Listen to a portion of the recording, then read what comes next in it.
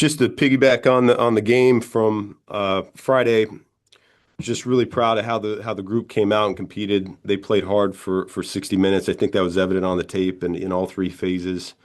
Um, and it was good for the whole city, I think, to get that win. I think that was a big one for us, and so our players were able to enjoy a couple days to be with their loved ones. And now we're back in the building and cleaning this game up, and then we'll be on to the next one tomorrow. But we got a big challenge. We got 5 games remaining here, and as we've been saying all along, our goal each week is to find a way to get to 1-0 for that week. So I'll go ahead and open it up from there. First question, Dan. Ben, I got two questions for you. They're very different in theme. The first one, we obviously understand your eagerness to feed Chicago, but I'm curious when the idea of your shirt removal entered consideration for you on Friday. Well, yeah, that was a spur of the moment deal, I guess. But I figured the sooner the better because I'm not in the weight room very much anymore, and so this thing keeps getting a little bit worse as we go along in the season. So no, it was good, man. I hate to draw attention away from our players, but the intent was to bring up the city of Chicago, and hopefully it gave them a little excitement, and because they're a big part of this journey as we're going through the season also. So wanted to bring attention to them. I wanted to ask you about two end zone misses Caleb had in the first half, the one to Olamide in the first quarter play action there, and then the other one to Rome, front right pylon on the other side of the field. What did you diagnose in terms of what caused those to miss?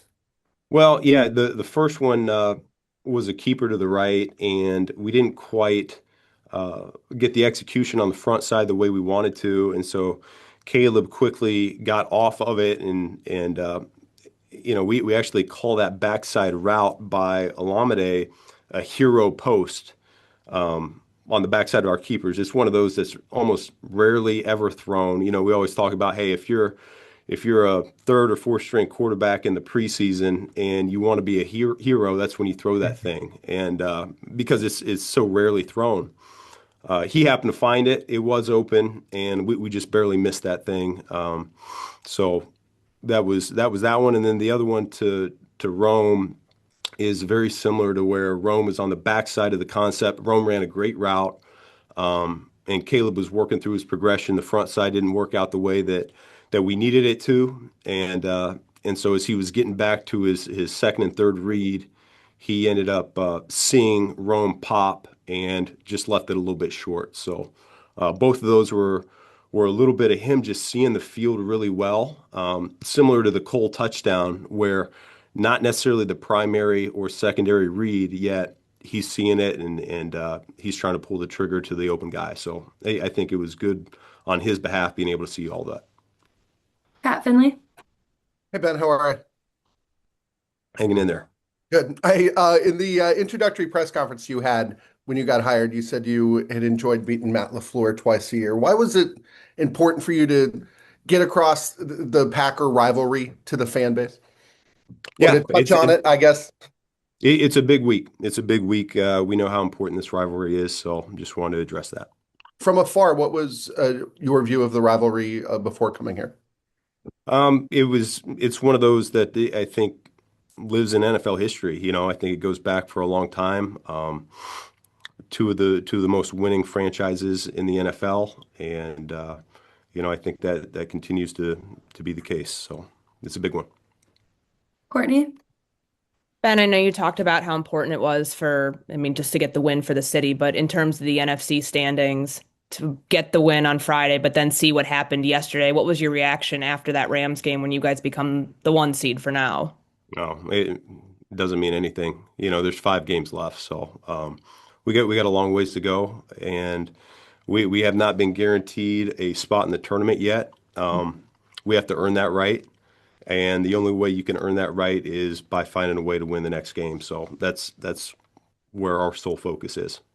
And I know Caleb's talked about it before, just there's passes that he's missing that are concerning to him because they're ones that he doesn't usually miss. And just like how off target he was on Friday on a couple of them, like where are your concern level with his accuracy right now? It's an area that we are certainly talking about. There's no question. I will say in regards to Friday that that was one of the more challenging games in terms of the wind, and so I called a outbreaker to DJ early in that game, and DJ ran a phenomenal route, and yet when the ball's in the air that long, it that wind was taking care of it, and you could see it with the place kickers as well. It did a number on Philly's kicker where the wind was a major factor. And so after that throw, I was a little bit concerned, particularly going that direction of putting the ball in the air for too long for a guy like Caleb, who's got a super strong arm too. So I would say that plays a part, but there's a number of them that we've been talking about where we got to fundamentally be correct. The primary receiver, when he's open, we want to make sure we hit him, and then all of our pass catchers, we just harped on it today. We need to be more disciplined in our route detail. It's not where it needs to be. Our depth's not proper all the time. Our steps isn't, and so we got everybody's got a role to play to get this pass game cleaned up. It's not where it needs to be. We're winning in spite of our passing game, not because of it. And none of us are pleased with that right now. Kevin? Hey Ben, sticking with the wind element, obviously with all your outdoor games coming up in December and January, what were some kind of coaching points for yourself or things for Caleb that you learned from that experience on Friday moving forward? Well, each game's different, and as much as you want to forecast it ahead of time and look at the what the meteorologists say, you really don't know until you get out there for pregame. And so these guys understand how important it is to get a good feel, make sure you got the right cleats on, so we're not slipping on our routes, and make sure that we're forming that hook up there in pregame. And so when I come out, that's what I'm looking for, and I'm always asking the coaches, how did it look? How's he spinning it? And it gives you confidence as a play caller when you feel like it's not really making much of a difference, which there were a couple games earlier in the season where I felt like it could, and it really didn't. And I needed to call the game more aggressive early, whereas this game, it did create more of an issue, primarily there in the first half. I thought in the second half it died away a little bit, but something that we're always conscious of as coaches. And you talked about the accuracy. What other elements of the Caleb's game are you looking to hope to get some growth in these final 5 weeks to kind of help? You and Caleb both talked about you guys. The best is still yet to come. How you can get there. Yeah, I mean, I think what you don't see is how smooth that operation was on Friday. Maybe you do. I certainly noticed it. I thought that was one of the better jobs he's had in terms of getting the play call, calling it in the huddle, getting the motions, the shifts. I mean, we had a lot of moving parts there in that game to create some candy for those defensive players, and I thought he executed it really well for the most part. I screwed up a play call, and he made it right for me, and so that was good to see. So he's getting better each and every week in that regard of playing the quarterback position. Like I said, it's all hands on deck for us to clean up this passing game to make it more of a weapon. Herb? Coach, I know the goal is 1-0 and 100% focused on Green Bay as it should be. And I feel like it's probably a little bit easier at times during the season when there were still questions about competition or quarterbacks of the opposing teams. Now you guys have gone out, you've beat two people that came in as division leaders. You got a statement win out in Philly. Does it become more challenging as a team to stay locked in on only this week and not start thinking big picture in terms of, well, how far can we actually take this team? Are we the best team in the conference in the National Football League? Yeah, no, I mean the emphasis has always been we're just looking to win the next game. I just like I told the group this morning, the job is not done. We haven't accomplished anything yet. We're at 9 wins, and I think this year you're probably going to have to get to 11 to make it in the tournament. And so that's what we need to do. We got to get there first. We got to find a way to get there, and the only way to do that is to find a way to be 1-0 this week. Nick? Ben, when you run the balls effectively as you did on Friday, can you sense the frustration as a play caller from the Philadelphia Eagles defense that they just couldn't stop the run? Can you sense that frustration from them? I probably wasn't watching their body language a whole lot, but I mean, I do feel the fours, the six, the eights. They add up. and then our players come to the sideline, and they're calling for it a little bit. I hear our O-line coach, harping a little bit, run the damn ball, that type of thing. And so I hear it, I feel it, I see it, and so as a play caller, you try to adjust and like I said before, I'll do whatever it takes to win the ball game, score points, and if that's throw it 50 times, we'll do that. If it's run it 50 times, we'll do that. So we're a little bit more run oriented here this past week. Phil? Thanks, Ben. So this shirtless business, when this idea was first brought to you, I want to know what was the first, or what were some of the thoughts that were going through your mind, and then seeing how this has blown up in the last couple of days. What has been your reactions, or what have some reactions that you've heard from people to you doing the whole shirtless thing? To be honest with you, I haven't heard anything from outside of the building.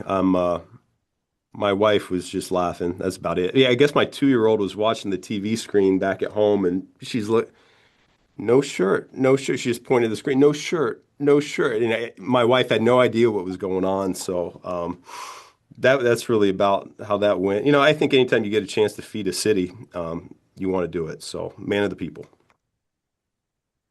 Jason?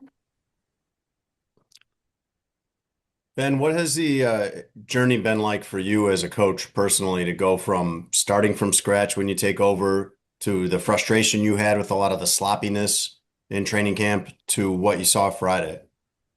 No, I think that's why you do what you do. You want to see a team come together. You want to see each phase continue to get better. You want to see each player continue to get better, and I think we've seen that. I think what makes you proud as a coach is when you watch some guys go down because of attrition, injury, whatever that is, and other guys step up in their stead and answer that bell. And I think we've had a number of guys that have done that over the course of the year, and the team just rallies around them. I think that's the beautiful thing about sports, particularly team sports like we're in. It takes all of us to have success, and as fortunate as we are to be winning football games right now, everyone knows that there's a way that happens, and we're committed to doing the right work. Coaching staff doesn't take any shortcuts. Our players don't take any shortcuts, and to see it all come to life and them get some results that they desperately desire, I think that's always a beautiful thing. Dan? Ben, connected to Herb's question about this team being able to be present and locked in on each week. That's easy to preach, harder to attain. How do you describe the coaching principles that bring that about, and then the locker room components that allow a team to be so consistently locked in?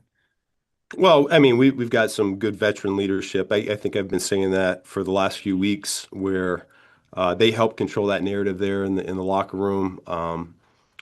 There's no question in my mind that they won't let the fact that we've won 9 games go to anybody's head. Like I've been saying all along, we have not achieved anything yet, and the season's far from over. The job is not done. You can say it any number of ways. Our guys are going to understand that there's a lot of ball left to be played, and we got to continue to get better if we want to continue the course that we've charted for ourselves. Last one, Pat. Ben, whether it's this week or whether it was in training camp, did you guys do anything to kind of to tell the story of the Packers rivalry, to let some of these guys know just how important it is around here?